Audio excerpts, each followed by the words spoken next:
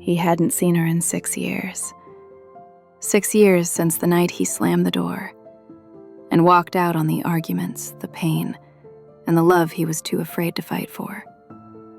He never came back. And Sophia, she never told him she was carrying something that would change both their lives forever. 6 years later, an envelope arrived. Cream-colored, gold lettering, Eliza's handwriting. A wedding invitation. Jason almost threw it away. But something about that handwriting, the past tugging at the edge of his conscience, made him pause. "One night won't kill me," he muttered. The vineyard was glowing under the late sunlight. He stood at the back, pretending not to care, hands in pockets, a drink in hand. Until he saw her. Sophia. Wearing a soft blue dress, hair pinned in a loose twist. She hadn't changed, at least not in the ways that mattered. And beside her, a little girl, maybe 5 years old, cream dress, curls tumbling down her back, pointing at the cake, laughing. And those eyes were his. His heart stuttered. Time slowed. 6 years apart, 5 years old. The numbers aligned like a secret finally whispering the truth. Sophia hadn't seen him yet. She was wiping chocolate from the little girl's chin. "Hold still, sweetheart," she said softly. "You'll look like a cupcake in every photo." Then, Laya. The name hit him like lightning. Jason froze. That voice, that laugh. It was him. His reflection in miniature. She finally looked up. Their eyes met. Silence swallowed the crowd. The music, the laughter, the clinking glasses, all blurred into a single heartbeat. "Jason," she breathed. He swallowed hard. "Hey, Sophia." He nodded toward the child. "She yours?" Sophia's jaw tightened. "This is Laya. She's 5. 5. Jason's world tilted. 6 years since he'd left. 5 since the girl was born. Laya looked up at him shyly. "Are you Mommy's friend?" Sophia quickly stepped in. "Someone I used to know." Used to. The words felt like a blade. Sophia turned to leave. Jason's voice followed, low, breaking apart. "You could have told me." But she didn't turn around. And for the first time in years, Jason Blake, the man who could close billion-dollar deals without blinking, felt powerless. That night, standing under the cold vineyard lights, he made a silent promise. This time, he wouldn't walk away. Back in Manhattan, Jason couldn't escape that child's eyes. They haunted him.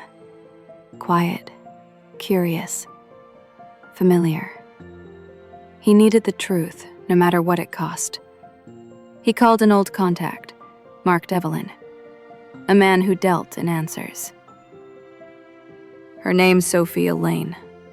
Lives near Lancaster County now," Jason said. "And she has a daughter."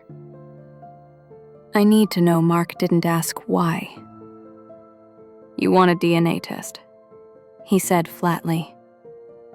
Jason's voice broke a little. "I want the truth." Days crawled by. Every hour felt like an interrogation. Then, one morning, a thin envelope arrived. Plain, harmless looking. deadly inside. Probability of paternity, 99.98%. Jason stared at the paper, breath gone. One number, one truth. He was a father, and Sophia had never told him. The next day, he found her art studio. Children were painting behind the window. She looked calm, happy, like she had built her piece without him.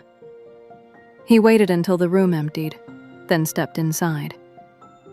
Sophia turned and froze. "Jason." He handed her the envelope. "You should know." She opened it, scanned the words. "You did a DNA test?" He nodded. "Because you wouldn't tell me." Her eyes flashed. "You had no right." "I had every right," he said, steady but quiet. "I'm her father, Sophia." "You don't get to erase me." Tears burned in her eyes. "I didn't erase you." "You left. You walked away, and I was terrified you'd do it again." Jason's voice cracked. "I didn't know." "You never gave me the chance to stay." Sophia shook her head. "I did what I had to. I couldn't raise a child waiting for someone who already left." Jason stepped closer. His voice softened. "You were wrong." "Because I would have tried. God, I would have tried." Silence. Only the ticking of a clock between them. Finally, Sophia whispered, "What do you want?" "A chance," he said. "To know her. To be in her life." She looked at him a long moment, torn between fear and something fragile. Maybe hope. "Come Saturday," she said finally. "Her art class. Sit in the back. Don't distract her." That Saturday, Jason showed up early. No suit, no armor. Just a man with shaking hands. Leia was drawing, tongue between her teeth, concentrating hard. When she noticed him, she hesitated, then smiled faintly. She held up a crayon. "Want to draw with me?" Jason nodded, throat tight. "Yeah," he whispered. "I'd love to." For the first time in 6 years, Jason Blake wasn't running from his past. He was coloring inside it.